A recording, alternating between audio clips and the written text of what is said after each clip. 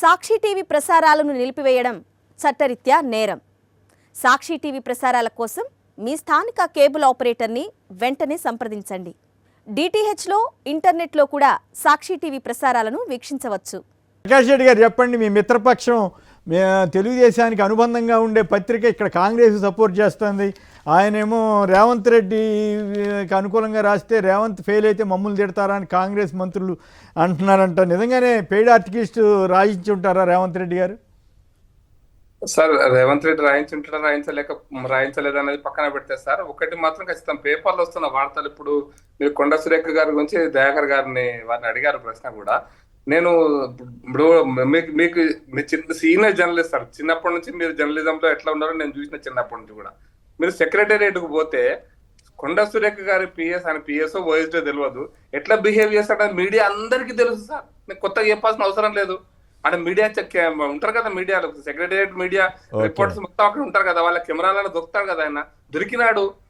దాచిపెడుతున్నారు ఇంకా కరెక్ట్ చెప్పాలంటే. అదేదో కొత్త సీక్రెట్ గా ఇప్పుడు మీకు మా ఆఫీసులో కానీ ఇంకొకరి ఆఫీసులో కానీ మీడియాకు సమాచారం అనేది మనం చెప్పక్కర్లేదు సార్. మీడియా ఈరోజు చాలా పవర్ఫుల్ గా ఉంది, అందరి దగ్గరకు పోతున్నారు సార్, అన్ని విషయాలను తెలుసుకుంటున్నది. ఏదో రాపిస్తే రాసుడని కాదు సార్ ఇష్యూ. ఇది పూర్తిగా జరుగుతున్న విషయాలను రాస్తున్నారు. కాదు వార్తలు రాయటం వేరు, కామెంట్ రాయటం వేరు. రేవంత్ రెడ్డిని భుజాన వేసుకుని మంత్రులకు వ్యతిరేకంగా రాయించారు అనేది వీళ్ళ అభియోగం, కొందరు మంత్రుల అభియోగం అని వీళ్ళు రాస్తారు. దాన్ని మీరు నమ్ముతారా అన్నది నా ప్రశ్న. నేనేమంటున్నా అంటే సార్, ఇప్పుడు మీకు రేవంత్ రెడ్డి గారు కరప్షన్ అలిగేషన్స్ రేవంత్ రెడ్డి గారి మీద ఉన్నాయి, భూముల కుంభకోణం విషయంలో అదేవిధంగా మంత్రుల మీద ఉన్నాయి. ఈవెన్ చాలా మంది మంత్రుల మీద వాళ్ళ ఫైల్ క్లియర్ అంటే సంపత్ కుమార్ ఎగ్జాంపుల్ అందుకోసం చెప్పిన సార్. మంత్రులకు డక్కన్ సిమెంట్ లాంటి ఒక కంపెనీ విషయంలో జరిగినటువంటి రాద్ధాంతమే కదా సార్. ఇదంతా కూడా ఎట్లా బ్లాక్ మెయిల్ చేసినా అది బయట చెప్పాలా సార్? డక్కన్ సిమెంట్ బయట చెప్పాలా సార్? వాళ్ళకి తెలియదా సార్ వ్యవహారం ఎట్లా జరుగుతున్నది? అందుకోసం నేను అంటున్నా, ఇది ఒక్కరి దగ్గర ఎవరో రాపిస్తే రాయడం కాదు జరుగుతున్నది. వాస్తవంగా రేవంత్ రెడ్డి గారికి ఆయన మంత్రివర్గ సహచరుల మీద ఏమాత్రం కూడా పట్టులేదు. ఆయన యొక్క మినిస్ట్రీ మీద దాని మీద పట్టులేదు. నడిపిస్తున్నది ఢిల్లీ. ఎవరు మీటర్ నొక్కుతున్నారు అంటే ఇక్కడ మీనాక్షి నటరాజన్ గారే ముఖ్యమంత్రికి. ఇది కూడా గాంధీ భవన్ లో కాంగ్రెస్ రిపోర్టర్స్ ఉంటారు కదా సార్, వాళ్ళు బయట చెప్తూనే ఉంటారు, బయట ఇస్తూనే ఉంటారు కదా సార్. అది కొత్త కదా సార్. గాంధీ భవన్ ఏం జరుగుతుంది బయట చెప్పరా, మా ఆఫీస్ ఏం జరుగుతుందో బయట చెప్పరా, టిఆర్ఎస్ బిల్డింగ్ ఏం జరుగుతుందో బయట చెప్పరా. నేను గాంధీ భవన్ రిపోర్టర్ ఎక్కడ మా రిపోర్టర్స్ చెప్పరా? జరుగుతున్న నేను అందుకోసం చెప్తున్నా సార్. గవర్నమెంట్ అనేది ఏ మంత్రి కా మంత్రి సరే ఆల్రెడీ చెప్పారు కదా, సరిపోదు. ఒక్క నిమిషం ప్రకాష్ గారు, ఫైనల్గా ఈ పాయింట్, ఈ రౌడీ షీటర్లతో మార్నింగ్ వాక్ నిజంగానే రౌడీ షీటర్లను పెట్టారా కాంగ్రెస్, లేదా మాగంటి సునీత గారి మీద వీళ్ళు చేసిన ఆరోపణలు ఇవన్నీ పక్కన పెడితే, ఆరోపణ అంటే ఏడవటం కానీ ఇతరత్ర కానీ, సో వీటి మీద చర్చలోకి వెళ్ళడానికి ఫైనల్గా చెప్పండి, నిజంగానే రేవంత్కి మంత్రులకు మధ్య ఈ ఎల్లో మీడియా అయినా కొంపముంచాడా, లేకపోతే రేవంత్ నిజంగానే పెయిడ్ ఆర్టికల్ రాయించుకున్నాడా తన ఎలివేషన్ కోసం? ఇక ఇప్పుడు ఎవరి స్వేచ్ఛ వాళ్ళకు ఉన్నది. ఇప్పుడు ఎంత ఏ వ్యవస్థలో ఉన్నప్పటికి కూడా వాళ్ళ ఇండిపెండెన్స్ ను మనం కాదనలేము. ఇప్పుడు ఆర్కే గారి మీదనే మీరు అంటున్నారు కదా, ఆయన స్వేచ్ఛ, ఆయన రాసుకున్నాడు, ఆయనకున్న సమాచారం అనుకుందాం. ఇప్పుడు మీరు ఏ మీడియా డొమైన్ మీద ఉన్నా మీ యొక్క వ్యక్తిగత అభిప్రాయాలను ఎప్పుడు కూడా వెలిబుచ్చడానికి వెనుకడిగారు. అది జర్నలిస్ట్ కు ఉన్న ఒక స్వేచ్ఛ. ఇప్పుడు దాన్ని చర్చ చేసుకోవచ్చు. కానీ ముఖ్యమంత్రి గారికి మంత్రులకు ఏదో తేడా ఉంది అని అంటే నవ్వు వస్తుంది నాకు. ఎందుకు కాదు, మళ్ళీ అది కూడా కాదుగా. రేవంత్ రెడ్డి గారికి ఆయన సన్నిహితుడో తెలుసు, అక్కడ చంద్రబాబు గారికి ఎంతో తెలుసు. రేవంత్ రెడ్డి గారే ఆయన కార్ డోర్ తీసిన తర్వాత ఇంకా దానికి సన్నిహితుడు కాదని చెప్పలేం కదా. సో ఈ కార్ డోర్ ఇప్పుడు కొమ్మినేని గారు నాకు బయట గురువు లాంటి వాడు అనుకుంటా. అది వేరే కదా, ముఖ్యమంత్రి అయిన తర్వాత ఉండే కథ వేరు, అది వేరే కదా. నేను మిమ్మల్ని వ్యక్తిగతంగా కలిసినప్పుడు ఎందుకు నేను మర్యాదగా ఉండటం వేరు సార్. నేను దాన్ని తప్పు పట్టట్లా. మర్యాదగా ఉండటం వేరు, వినయంగా ఉండటం వేరు. వినయం విధేయతగా అంటే ఆ సంబంధ బాంధవ్యాలు ఆ స్థాయిలో ఉన్నాయి అనేది పాయింట్ ఇక్కడ, అంతే తప్పితే వేరే కాదు. అంటే కాదు, వాళ్ళు అక్కడ బీజేపీ మద్దతుదారుడని తెలుసు మీకు, అయినా ఇక్కడ కాంగ్రెస్ మద్దతు ఇస్తున్నాడు కాబట్టి మీరు తీసుకుంటున్నారు, తప్పేం కాదు. కానీ ఇక్కడ డబుల్ గేమ్ ప్లే చేస్తున్న ఆయన మంత్రుల్ని తిట్టడం కోసం రాసి చివరి కాంగ్రెస్ లో కొంప నుంచే పని చేశాడా అన్నది నా ప్రశ్న. ప్రశ్న కాంగ్రెస్ గా రేవంత్ రెడ్డి కా సార్? కాదు, మల్లన్న సాగర్ లో మా వార్తలు ఫ్రంట్ పేజ్ లో వచ్చినందుకు కూడా మరి ఆ రోజు రాధాకృష్ణ గారు చాలా ఇబ్బందులు ఎదుర్కొన్నారు కేసీఆర్ తో. అంటే ఆ రోజు మేము పోయినప్పుడు నేను గాని దామోదర్ నరసింహ గారు, మా రేవంత్ రెడ్డి గారు, తర్వాత సో రేవంత్ గారికి ఏం సంబంధం లేదంటారు ఫైనల్ గా మీరు చెప్పేది, అంతే కదా? నేను ఒకటే, రేవంత్ రెడ్డి గారు చాలా చాకచక్యంగా ఆడుతున్న ఆటను వీళ్ళు గమనించక ఆయన గాయల పడి అట్లంటే చాకచక్యంగా రాయించుకున్నాడనే పదం కూడా వస్తుంది సుమా, జాగ్రత్త. ఒక ముఖ్యమంత్రి ఏ విధంగా రాజనీతిని చేయాలనో అట్లా చేస్తున్నాడు. వీళ్ళంతా ఆయన గాయల పడ్డారు, గిలగిల కొట్టుకుంటా సో గురువు దగ్గర శిష్యుడే అంటారు, గురువు దగ్గర శిష్యుడే అంటారు. అట్లయితే ఆయన ఆట చాలా పెద్దగా ఆడుతున్నాడు, దాన్ని పట్టుకోగలిగితే వీళ్ళు ఆయన దగ్గరికి పోతారు తప్పితే, లేకపోతే ఇంతే ఈ పేపర్ వార్తలకు టీవీల వార్తలకు పనికి వస్తారు తప్పితే ఇంకోటి కాదు. Right, okay. రౌడీ షీటర్తో మార్నింగ్ వాక్ అని ప్రశ్నిస్తూ బీఆర్ఎస్ అనండి లేదా పత్రికల్లో అనండి కొన్ని వార్తలు వచ్చాయి. శ్రీశైలం యాదవ్కి ఆశ్చర్యంగా తెలుగుదేశం మీడియా కూడా మత్తిస్తాం, శ్రీశైలం యాదవ్ గొప్పవాడు, ఆయన దగ్గరికి చంద్రబాబు గారు కూడా వెళ్ళారు, ఇట్లాంటివన్నీ చెబుతున్నారు. సరే పార్టీలో చేర్పించుకోలేదు, అది వేరే విషయం. కానీ అట్లాగే కాంగ్రెస్ అభ్యర్థి మీద కూడా వస్తే తెలుగుదేశం మీడియా కూడా ఎందుకు మత్తిస్తుంది అనేది అదొక ఆసక్తికరమైన అంశం. ముందుగా మీరు సంక్షిప్తం చేస్తే వాళ్ళిద్దరు రియాక్షన్ అయిన తర్వాత మళ్ళీ రిప్లై ఇద్దరు. కానీ నిజంగానే రౌడీ షీటర్కే అంటే ఆయన కొడుక్కే టికెట్ ఇచ్చారా, ఈ రకంగా మార్నింగ్ వాక్ చేయటం ఏంటి, తర్వాత ఈ బైండ్ ఓవర్ కేసు ఉందంట కదా, అట్లా ఈ మీ అభ్యర్థి మీద వస్తున్న విమర్శలు వీటన్నిటి మీద మీరు ఏమన్నా సంక్షిప్తంగా సమాధానం చెప్తారా? ఇప్పుడు నేను 1 minute లోనే చెప్తా. ఇది క్యాండిడేచర్ ని డెఫ్యూజ్ చేయడానికి చేసి ఎత్తుగడే, దీంట్లో కొత్తగా ఏమున్నది? రౌడీ షీట్ నవీన్ యాదవ్ మీద ఉందని చెప్పి ప్రూవ్ చేయగలుగుతారా? రెండోది, అందుకనే వీళ్ళు తెలివిగా కాదు వీళ్ళు వ్యూహాత్మకంగా తండ్రి మీద బాబాయ్ మీద రాస్తారు, వాళ్ళ మీద ఉన్నాయంట. ఆ తండ్రి మీద బాబాయ్ మీద కూడా పోతుంది. కానీ ఇప్పుడు సోదరి, ఇప్పుడు ఆమె ఉన్నది, ఆమె వ్యక్తిగత జీవితాన్ని ఎవరు బయటకు తీసిన విషయం పక్కన పెట్టండి, తను సెకండ్ వైఫ్ అని చెప్పి ప్రచారంలో తెచ్చిండు. అది ఎంత మేరకు అది పొలిటికల్ ఎథిక్స్ ను మనము కమిట్ అవుతున్నట్టు. అంటే మీ పార్టీ తీసుకొచ్చింది కదా, మీ పార్టీ అభ్యర్థి తీసుకెళ్ళాడు. మా పార్టీ అని అది తీసుకొచ్చిన, ఇప్పుడు ఎవరైతే సోషల్ మీడియా ఉంటుందో దాన్ని మా పార్టీకి ఎప్పుడు కూడా మేము అంగీకరించలేదు. దాన్ని ఇప్పుడు ఎట్లా వస్తుంది, ప్రచారంలోకి వచ్చేటప్పటికి దాన్ని మాట్లాడతారు అందరు నాయకులు, బీజేపీ మాట్లాడుతుంది, ఇంకా పోటీ చేసిన వాళ్ళందరూ కూడా మాట్లాడతారు. అంటే ఇలాంటి వాటిని తీసుకురావడం వల్ల క్యాండిడేచర్ యొక్క బలహీనతను చేసి సొమ్ము చేసుకోవాలని ఎత్తుగడ్డే తప్పితే, ఇక శ్రీశైలం యాదవ్ గారి గురించి ఎవరికి మొదటి నుంచి తెలియదు చెప్పండి. నవీన్ యాదవ్ ఒక ఇంజనీరింగ్ గ్రాడ్యుయేట్, గతంలో ఎంఐఎం నుంచి కూడా పోటీ చేసిండు, తర్వాత కాంగ్రెస్కి వచ్చిన తర్వాత ఇప్పుడు అవకాశం వచ్చింది. అంటే అప్పుడు లేని ఇప్పుడు కేసీఆర్ కు ఆయన ఎకనామికల్ కూడా ఏంది టిఆర్ఎస్ భవన్ కట్టినప్పుడు కానీ లేకపోతే పొలిటికల్ గా ఉన్నప్పుడు కానీ ఆయన చేసిండని, ఆర్థిక సాయం చేశారా? ఆర్థిక సాయం చేసిండని ఎవరు? శ్రీశైలం యాదవ్ గారా లేకపోతే నవీన్ యాదవ్ గారా? ఇప్పుడు శ్రీశైలం యాదవ్ గారే చేసినట్టుగా ఉన్నది, చిన్న శ్రీశైలం గారు చేసినట్టుగా. కానీ అప్పుడు మరి ఇవన్నీ ఎందుకు గుర్తురాలే? ఇవన్నీ ఎన్నికలప్పుడు లేనివన్నీ వస్తాయి సార్. ఎన్నికల పోటీ నిలబడితే వారిని స్కాన్ చేసి పడేస్తారు, ఉన్నది లేని మొత్తం కిందికి చేస్తారు. ఏది ఏమైనా అల్టిమేట్ గా ఆ రోజు ఉన్న పరిస్థితులు, ప్రభుత్వం యొక్క పనితీరు, పార్టీ యొక్క విధానాలను బట్టి క్యాండిడేచర్ మీద ఇంకా బలహీనత ఉంటది. కానీ ఇలా నేను అంటున్నా, ఒక ఓబీసీ చేయబట్టే రౌడీ అనేది ముద్రేస్తుంది అనేది ఉంది. ఎంతమంది ఇప్పుడు బయట లేరు అన్నీ టీఆర్ఎస్ అట్లా అన్నదా?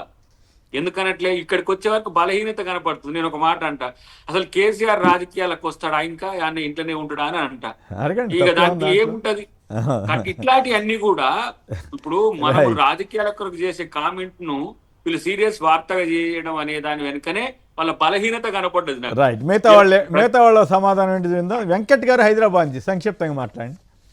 Sir good morning sir. నమస్కారం సార్. మొదట మా దయాకరానికి అభినందనలు. ఎమ్మెల్సీ అయినాక ఫస్ట్ టైం ఎప్పుడబ్బా, చాలా కాలం అయిపోయింది కదా, అందరూ అభినందించేసిన తర్వాత. రెండోసారి 3-4 ఏళ్ల నుంచి బీజేపీకి A team BRS, B team Majlis అనేవాడు. బి టీం ఏమన్నా మారిందా దయాకరణ? అంటే మళ్ళీ భవిష్యత్తులో ఇంకేమన్నా మార్పు చేతులు ఉంటుందా? ఇప్పుడు మజ్లిస్ ఏ పార్టీకి, బి టీం మజ్లిస్ మద్దతు అయితే ఉన్నది. ఇప్పుడు మజ్లిస్ కాంగ్రెస్ మద్దతు ఇస్తుంది కదా.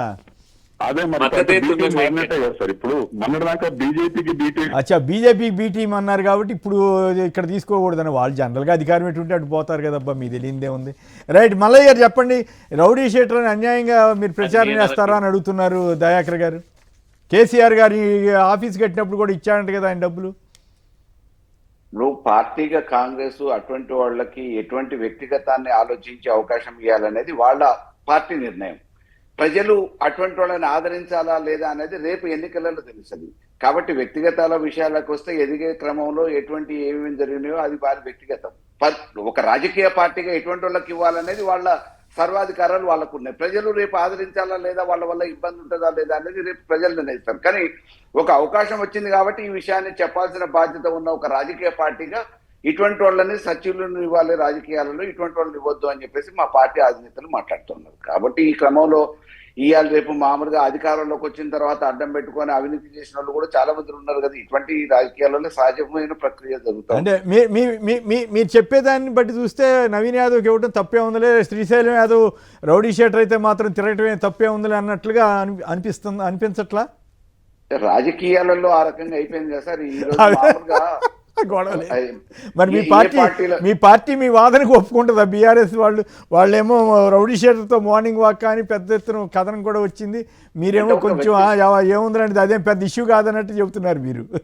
రాజకీయ పార్టీగా వాళ్ళు అవకాశం ఇచ్చారు, ప్రజలు రేపు ఆదరిస్తారా లేదా అనేది ఇంపార్టెంట్ కదా. ఓకే, అక్కడికి వెళ్ళాల్సిన బాధ్యత మాకుంది. రైట్. ప్రకాష్ గారు మీరేమంటారు? సార్ ఇప్పుడు ఇంతకుముందు ఒక కాలర్ అడిగినాడు, దయాకర్ అన్న సమాధానం చెప్పినాడు. కానీ దయాకర్ అన్ననే మన డిబేట్ లోనే చాలా సార్లు బీజేపీకి బి టీం ఎంఐఎం అని దీని తర్వాత చెప్తాను మాట్లాడడానికి అని. ఎవరికి ఎవరు బి టీం అని మీరు ఒక కామెంట్ చేశారు, వాళ్ళు ఎక్కడ అధికారం ఉంటే అక్కడ పోతారండి. అంటే నేనేమంటే ఎంఐఎం పార్టీ, నేను మళ్ళీ చాలా క్లారిటీగా చెప్తున్నాను సార్, ఎంఐఎం పార్టీ అభ్యర్థిగా నవీన్ యాదవ్ పోటీ చేశారు గతంలో. మీరు గతంలో పోటీ చేసిన తర్వాత ఆయన ఇప్పుడు కాంగ్రెస్ పార్టీలోకి వచ్చినాడు, కాంగ్రెస్ పార్టీ నాయకుడు ఉన్నాడు. నేననే పాయింట్ ఏంటంటే హైదరాబాద్ లో ఎంఐఎం పార్టీ బీఆర్ఎస్ తోనుంది, కాంగ్రెస్ తోనుంది. ఎంఐఎం పార్టీ ఎప్పుడన్నా బీజేపీ అనుకున్నా, ఎంఐఎం పార్టీ జాతీయ స్థాయిలో ఏదైనా గెలిచిపోయి బాగా అద్భుతమైనటువంటి జాతీయ పార్టీ కింద గుర్తింపు పొందింది ఇప్పటికేమన్నా? అట్లా కాదు, మీకు ఉపయోగపడే విధంగా ఓట్లు చీలుస్తోంది అనేది ఒక విమర్శ మహారాష్ట్ర అనండి, ఇంకోత అది వేరే చర్చ అనుకోండి. ఇప్పుడు దీనికి ఫైనల్ గా చెప్పండి, రౌడీ షీటర్ దీంతో ఎంతవరకు ఏకీపిస్తారు మీరు కాంగ్రెస్ అభ్యర్థుల మీద? నిన్న మొన్న సోషల్ మీడియాలో వస్తుంది సార్, 170 మంది రౌడీ షీటర్లలో ఎవరున్నారు ఆ లిస్టు పేర్లు తీసి వాళ్ళందరినీ బొక్కలు దొప్పండి సోషల్ మీడియాలో వస్తుంది. వాళ్ళు ఎవరో మీకు తెలుసు, టీవీలలో కనపడుతూనే ఉంది. మీరు అందుకోసం రాజకీయాలు మల్లయ్య యాదవ్ గారు అంటే ఒక అడుగు ముందుకే చెప్పారు. కానీ నేను చాలా స్పష్టంగా చెప్తున్నా సార్, ఈ రోజు రాజకీయ పార్టీలు గెలవటం కోసం ఎక్కడికైనా దిగజారుతాయి అనుకుంటున్న పరిస్థితి, బదనాం చేయటం మళ్ళీ ఎక్కడికైనా దిగజారుతున్నాయంటే బీసీ బ్రాండ్ అన్న. మేము బీసీ అని మాట్లాడుతున్నామో మీకు బీసీ బ్రాండ్ కాదు. ఇప్పుడు మళ్ళీ నవీన్ యాదవ్ గారు వస్తేనేమో బీసీ రాజకీయాలు కన్వీనియంట్ రాజకీయాలు. ఫైనల్ ఒక మాట చెప్పండి, కాదు ప్రకాష్ గారు ఈ ఒక్క మాట సమాధానం చెప్పండి.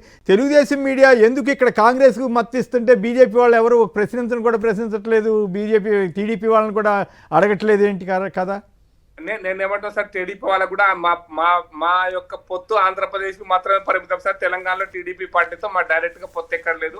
పర్వాలేదు అంటారు, ఎన్డీఏలో భాగస్వామి కాదా? ఓ ఎన్డీఏ అంటే దేశవ్యాప్తంగా ఉండదా, ఆంధ్రప్రదేశ్ కే ఉంటదా? సార్ మహారాష్ట్ర చెప్తాను సార్, మహారాష్ట్రలో శివసేన ఉంది, ఇక్కడ హైదరాబాద్ లో పొత్తు పెట్టుకోండి పెట్టుకుంటారా సార్? హైదరాబాద్ లో శివసేన అది వేరు ఇది వేరు, ఆ కథ వేరు ఈ కథ వేరు. మహారాష్ట్ర శివసేన ఏమీ లేదు, శివసేన ఇది అంటే అట్లా రైట్. వాళ్ళు నేను చెప్పింది వాళ్ళ మీడియా డైరెక్ట్ గా సపోర్ట్ చేస్తుంటే కూడా బీజేపీ వాళ్ళు ఏం మాట్లాడలేకపోతుందంటే అది కూడా మీ బలహీనత అనుకోవాలి. ఫైనల్ గా దయాకర్ గారు సంక్షిప్తంగా చెప్పండి. Right, okay. ఒక విషయం అర్థమైంది, వాళ్ళిద్దరూ కూడా ఏ క్యాండిడేట్లు అట్లాగే ఉంటారులేండి అన్నట్టుగా మాట్లాడారు. కాబట్టి కాంగ్రెస్ కూడా పెద్ద ఇబ్బంది అనుకోక్కర్లేదేమో దయాకర్ గారు.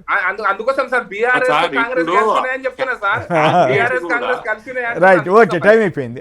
దయాకర్ క్యాండిడేట్ కూడా బలహీనమైన వ్యక్తి కాదు. ఇప్పుడు అజర్ గారితో పోటీ పడ్డాడు, రామ్మోహన్ గారితో పోటీ పడ్డాడు. ఇక్కడ సమస్య ఏంటంటే అజరుద్దీన్ కు ఇప్పుడు ఇస్తే వీళ్ళే మొదలు పెడతారు, ఎంఐఎం వీళ్ళకి సపోర్ట్ చేసింది కాబట్టి ముస్లిం పార్టీ అని కాంగ్రెస్ కు కలరేసే ప్రయత్నం చేస్తారు. అయితే ఓబీసీ రిజర్వేషన్ల చర్చ జరుగుతున్న క్రమంలో ఒక ఓబీసీకి ఇవ్వాలనే ఉద్దేశంతో ఒక యువకునికి అక్కడ చారిటీలో కూడా మనోడు నేను ఏదో మా క్యాండిడేట్ గా ప్రచారం చేయడం కాదు, కానీ తనకేం చెడ్డ పేరు లేదు.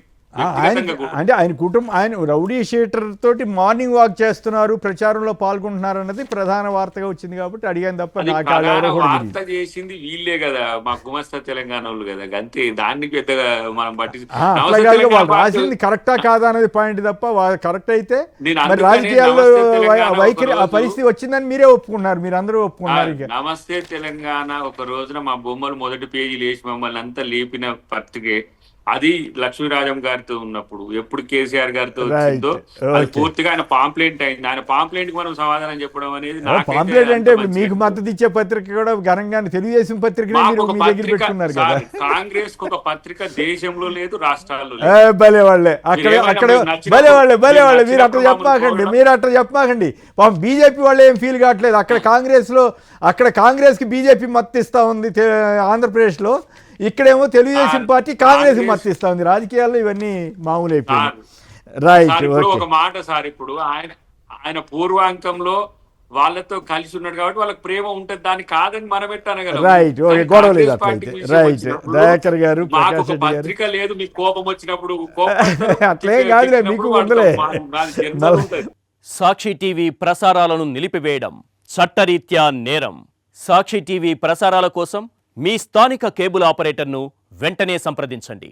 డిటిహెచ్లో ఇంటర్నెట్లో కూడా సాక్షి టీవీ ప్రసారాలను వీక్షించవచ్చు.